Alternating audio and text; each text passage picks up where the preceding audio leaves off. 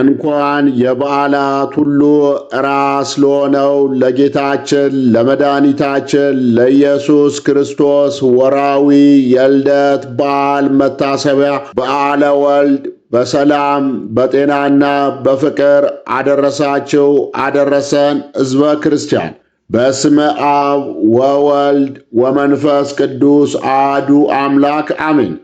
ክቡራን የዚህ ቻናል ወንድሞቼ ዛሬ የምናየው ታላቅ ምስጢር የሕይወታችን መሠረትና የመዳናችን ቁልፍ የሆነውን ታላቅ በዓለ ወልድ ሲሆን የዘላለማዊ ቃል ወልድ ወደ ምድር የመጣበትን የረቂቅ ሥጋዌ ምስጢር የሚተነትን ነው።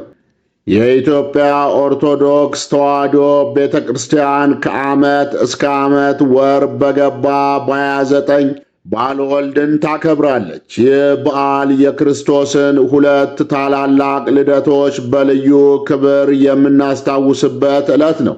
አንዳንድ ወገኖች በስተት ቀናቱ ለቅዱሳን ብቻ እንደተሰጠ በመቁጠር ለጌታችን ለመድኃኒታችን ለኢየሱስ ክርስቶስ የተሰጠ ዕለት የለም በማለት ሲከራከራሉ ይስተዋላል። ይሁንና እውነተኛው የቤተ ክርስቲያን ልጆችና መምህራን እውነቱን እናውጃለን። የኢትዮጵያ ኦርቶዶክስ ተዋሕዶ ቤተ ክርስቲያን በልዩ ጥንቃቄ በየወሩ በቀን 29 የሰውን ልጅ አድኖ የባሕሪ ልጁን አሳልፎ ለሰጠን ለአብ ከዘላለም የተወለደውን ለወልድ ከአብ የሰላምታ ቃል የተቀበለውን ለመንፈስ ቅዱስ አምልኮትን በማቅረብ በዓለ ወልድን ታከብራለች። ቅዱሳንን የጠራ የእርሱ ፍቅር ነው፣ በደሙ ፈሳሽነት ጠርቶአቸዋልና። አሁን ቅዱሳን ሁሉ የሚከበሩት በክርስቶስ ስም ነው። እነርሱም ከክርስቶስ ፍቅር ማን ይለየናል ብለው ፈቃደ ሥጋቸውን ለፈቃደ ነፍሳቸው፣ ፈቃደ ነፍሳቸውን ደግሞ ለሞተላቸውና ለተነሳላቸው ጌታ በልባቸው በነፍሳቸው በሐሳባቸው የሰጡ ናቸው። ቅዱሳንን የምናከብረው እነርሱ በመስቀል ላይ የተሰቀለውንና በሥጋ የተገለጠውን ወልድን ስለወደዱና ስለመሰሉ ነው። ስለዚህ በየትኛውም ቅዱስ በዓል ሥርዓተ አምልኮ ሲጀመር ቅድስት ቤተ ክርስቲያን በታላቅ ድምፅ በስመ አብ ወወልድ ወመንፈስ ቅዱስ ብላ በመጀመር አምልኳን ለቅድስት ሥላሴ ታከብራለች። በዚህ መሠረት በቅዱሳን በዓላት ሁሉ የሚገለጥ ክብረ በዓለ ወልድ ነው።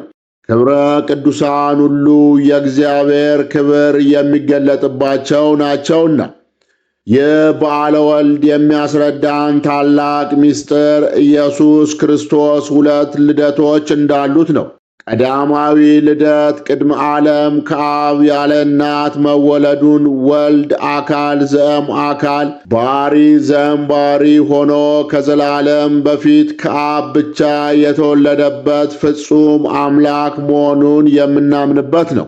በመጀመሪያ ቃል ነበረ፣ ቃልም በእግዚአብሔር ዘንድ ነበረ፣ ቃልም እግዚአብሔር ነበረ እንዳለ ዮሐንስ በወንጌሉ ምዕራፍ 1 ቁጥር 1 ላይ ድኅራዊ ልደት ድኅረ ዓለም ከመቤታችን ያለ አባት መወለዱን ወልድ ዋሕድ ከመቤታችን ከቅድስት ድንግል ማርያም ያለ አባት በእቱም ድንግልና ተጸንሶ በእቱም ድንግልና ተወልዶ ሰው የሆነበት ነው። ቃልም ሥጋ ሆነ፣ ጸጋንና እውነትንም ተሞልቶ በእኛ አደረ እንዳለ ዮሐንስ በወንጌሉ ምዕራፍ 1 ቁጥር 10 ላይ እኛም እንደ ወልድ በሥጋ ከአባትና ከእናት ተወለድን። በመንፈስ ደግሞ በጥምቀት በ40 ወይም በ80 ቀናችን ከአብራከ መንፈስ ቅዱስ ከማፀነ ዮርዳኖስ ተወለድን። የእግዚአብሔር ልጅነትን አገኘን። ይህ ታላቅ ምስጢር የእግዚአብሔርን ታላቅነት፣ ፍቅርና የመዳን ዕቅድ የሚገልጹ እጅግ ጥልቅ የሆኑ ናቸው።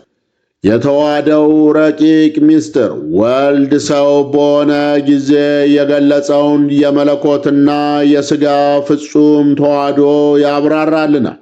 ተዋህዶን እንካድ። ብረት ከእሳት ጋር ሲዋሃድ የእሳትን ባሕሪ እንደሚያገኝ ወልድም ከእመቤታችን የወሰደውን ሥጋ ከመለኮቱ ጋር አንድ አደረገው። ሕማም በሥጋ እንጂ በመለኮት አይደለም። ብረት ከመዶሻ ሲማታ ከእሳት ጋር በአንድነት እንደሚመታ ወልድም በመስቀል ላይ የተሰቃየውና የሞተው በሥጋው እንጂ መለኮቱ ሕማምና ሞት የለበትም። ሲኦልን በዘበዘ፣ በገዛ ሥልጣኑም ተነሣ። ውድ የዚህ ቻናል ቤተሰቦች እግዚአብሔር አምላክ አብረን እንድንማርና እንድናስተውል በረድኤቱ ይርዳን። በዓለ ወልድ የዘላለማዊ ሥጋዌው ምስጢር ኢየሱስ ክርስቶስ ሁለት ልደቶች አሉት። አንዱ ቅድመ ዓለም ከአብ ያለ እናት መወለዱን፣ ሁለተኛውም ከእመቤታችን ያለ አባት መወለዱን ነው። ሃይማኖተ አበው ቅድመ ዓለም ከእግዚአብሔር አብ ያለ እናት አካል ዘእም አካል ባሕሪ ዘእም ባሕሪ የተወለደ ተቀዳሚ ተከታይ የሌለው የአብ አካላዊ ቃል ወልድ ዋሕድ ድረ ዓለም ከእመቤታችን ከቅድስት ድንግል ማርያም ያለ አባት በቱም ድንግልና ተጸንሶ በቱም ድንግልና መወለዱን፣ እኛም ሁለት ልደቶች አሉን። አንደኛው ከአባት ከእናት በሥጋ፣ ሁለተኛው ከሰማዩ አባታችን ከእግዚአብሔር በ40ና በ80 ቀናችን ከአብራከ መንፈስ ቅዱስ ከማኅፀነ ዮርዳኖስ መወለዳችን ነው። እነዚህ የእግዚአብሔርን ታላቅነት፣ ፍቅርና የመዳን ዕቅድ የሚገልጹ እጅግ ጥልቅ የሆኑ ምስጢራት ናቸው። ቀዳማዊ ልደት፣ መለኮታዊና ዘላለማዊ ልደት። ይህ ልደት ከዘመን በፊት በዘላለም የሆነ ልደት ነው። ወልድ አብ ከሚባል አባት ብቻ ያለ እናት የተወለደበት ነው። ዘላለማዊነትና አብሮነት ዮሐንስ ወንጌላዊ በወንጌሉ ወልድን ቃል በማለት ይጠራና እንዲህ ገልጸዋል። በመጀመሪያ ቃል ነበረ፣ ቃልም በእግዚአብሔር ዘንድ ነበረ፣ ቃልም እግዚአብሔር ነበረ። እርሱ በመጀመሪያ በእግዚአብሔር ዘንድ ነበረ። ሁሉ በእርሱ ሆነ፣ ከሆነውም አንዳች ስንኳ ያለ እርሱ አልሆነም በማለት ዮሐንስ በወንጌሉ ምዕራፍ 1 ከቁጥር 1 እስከ 3 ላይ አስቀምጦልናል። ይህ የሚያሳየው ወልድ ጊዜ ከመፈጠሩ በፊት ከአብ ጋር የነበረ አብሮ የፈጠረ እግዚአብሔር የሆነ መሆኑን ነው። ያለ መጀመሪያዊነቱ ወልድ ፈጣሪ ነውና ከፍጡራን ሁሉ በፊት የነበረ መሆኑን ሐዋርያው ቅዱስ ጳውሎስ በመልእክቱ እንዲህ ገልጿል። እርሱም ከፍጥረት ሁሉ በፊት በኩር ነው፣ ሁሉ በእርሱ ተፈጥሯልና በሰማይና በምድር ያሉ የሚታዩና የማይታዩ ዙፋናት ቢሆኑ ወይም ጌትነቶች ወይም አለቆች ወይም ሥልጣናት ሁሉ በእርሱና ለእርሱ ተፈጥሯል። የጌታችን የመድኃኒታችን የኢየሱስ ክርስቶስን የልደቱ ምስጢር ሐዋርያው ቅዱስ ጳውሎስ ወደ ዕብራውያን ሰዎች በጻፈው መልእክቱ ቀዳማዊ ልደቱ ማለት ወልድ እግዚአብሔር ነውና ከአባቱ ጋር የነበረ ያለ የሚኖር ነውና፣ ድኅራዊ ልደት ወይም በሥጋ የተገለጠበት ታሪካዊ ልደት። ይህ ደግሞ በዘመን ውስጥ ዓለምን ለማዳን ሲል ወልድ ከእመቤታችን ከቅድስት ድንግል ማርያም ያለ አባት የተወለደበት ነው። ኢሳይያስ በትንቢቱ ይህ ልደት ከድንግል እንደሚሆን አስቀድሞ ተናግሯል። እነሆ ድንግል ትጸንሳለች፣ ወንድ ልጅም ትወልዳለች፣ ስሙንም አማኑኤል ትለዋለች በማለት በምዕራፍ 7 ቁጥር 10 ላይ ገልጾልናል። በመንፈስ ቅዱስ የሆነ ልደት መልአኩ ቅዱስ ገብርኤል ለቅድስት ድንግል ማርያም ባበሰራት ጊዜ የአካሏ ማኅፀን በመለኮታዊ መንገድ ተቀድሶ መወለዱን ገልጿል። መልአኩ መልሶ እንዲህ አላት፣ መንፈስ ቅዱስ በአንቺ ላይ ይመጣል፣ የልዑልም ኃይል ይጋርድሻል። ስለዚህ ደግሞ የሚወለደው ቅዱስ የእግዚአብሔር ልጅ ይባላል በማለት ቅዱስ ሉቃስ በወንጌሉ ምዕራፍ 1 ቁጥር 35 ላይ ገልጿል። በሥጋ ማርያም የሆነ ልደት ቀዳማዊ ልደቱን ከዘላለም በፊት የነበረው ቃል በፍጥረቱ ዓለም ውስጥ ገብቶ ከሰው ልጆች ጋር ለመኖር ሥጋ እንደለበሰ ቅዱስ ዮሐንስ በወንጌሉ ያረጋግጣል። ቃልም ሥጋ ሆነ፣ ጸጋንና እውነቱንም ተሞልቶ በእኛ አደረ በማለት የጌታችን የመድኃኒታችን የኢየሱስ ክርስቶስ የልደቱ ምስጢር ድኅራዊ ልደቱ ወልድ ፍጹም ሰው መሆኑን በእኛ ላይ የመጣውን የሞት ፍርድ ለመሻርና ዓለምን ለማዳን ሲል ኅብረተ ስብዕናን መለኮትና ሥጋን በአንድ አካል እንዳዋሃደ የሚገልጽ ነው። ባለ ወልድ የሁለት ልደቶች ልዩነትና አንድነትን የሚያረጋግጥ ነው። ቀዳማዊ ልደት ያለ እናት ከአብ መወለዱን የሚያሳየው ኢየሱስ ክርስቶስ ፍጹም አምላክ መሆኑን ነው። ድኅራዊ ልደት ያለ አባት ከእመቤታችን መወለዱን የሚያሳየው ኢየሱስ ክርስቶስ ፍጹም ሰው መሆኑንና እመቤታችን ቅድስት ድንግል ማርያም ከውርስ ኃጢአት ንጽሕት እንደመሆኗ እርሱም በአዳም ምክንያት ከመጣው ዕዳ በደል የነጻ መሆኑን ነው። ወኮነ ሰባ ከማነ ዘንበለ ኃጢአት ባቲታ እንዳለ ቅዱስ ኤፍሬም በዚህ ድንቅ ምስጢር ወልድ አምላክነቱን ሳይተው ሰው ሆነ።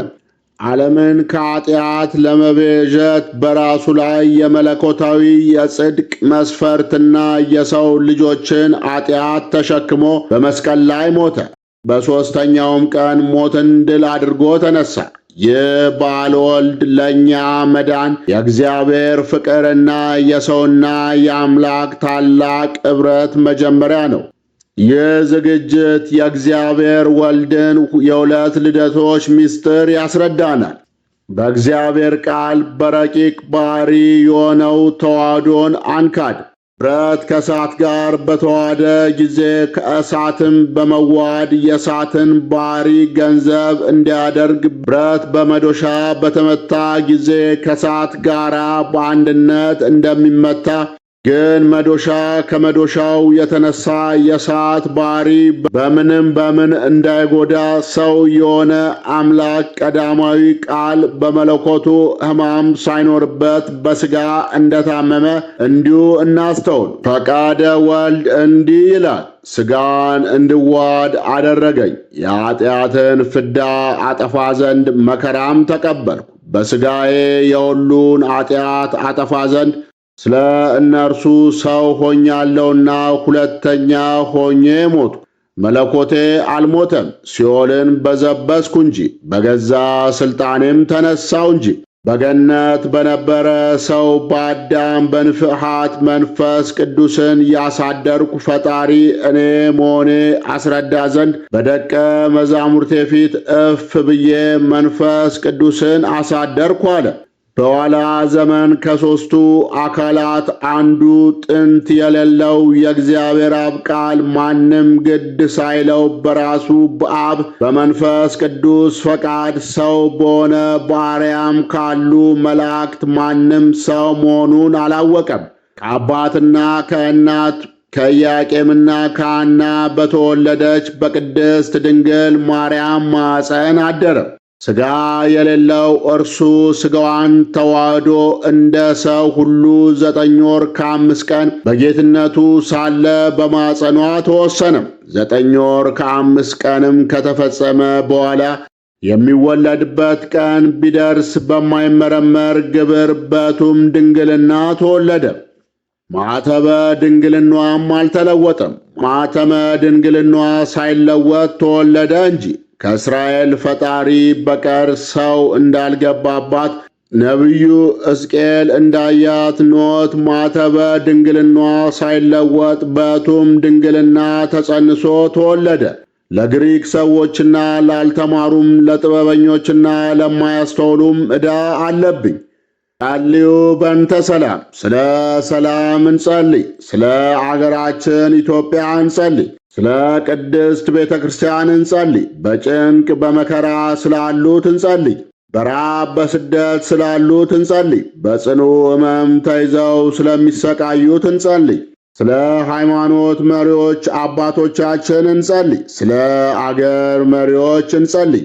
የሰላም፣ የምሕረት፣ የቸርነት ባለቤት እግዚአብሔር አምላክ ሰላሙን፣ ምሕረቱን፣ ቸርነቱን አይንሳን። ጌታችን መድኃኒታችን ኢየሱስ ክርስቶስ ሆይ በምሕረት እጅ ዳብሰን አገራችንን ኢትዮጵያ ከክፉ ጠላት ከወራሪ አድነን ታደገን። አነሳስቶ ላስጀመረን አስጀምሮ ላስፈጸመን ለልዑል እግዚአብሔር ክብር ምስጋና ይሁን። ወስብሐት ለእግዚአብሔር ወለ ወላዲቱ ድንግል ወለ መስቀሉ ክቡር። ይቆየን።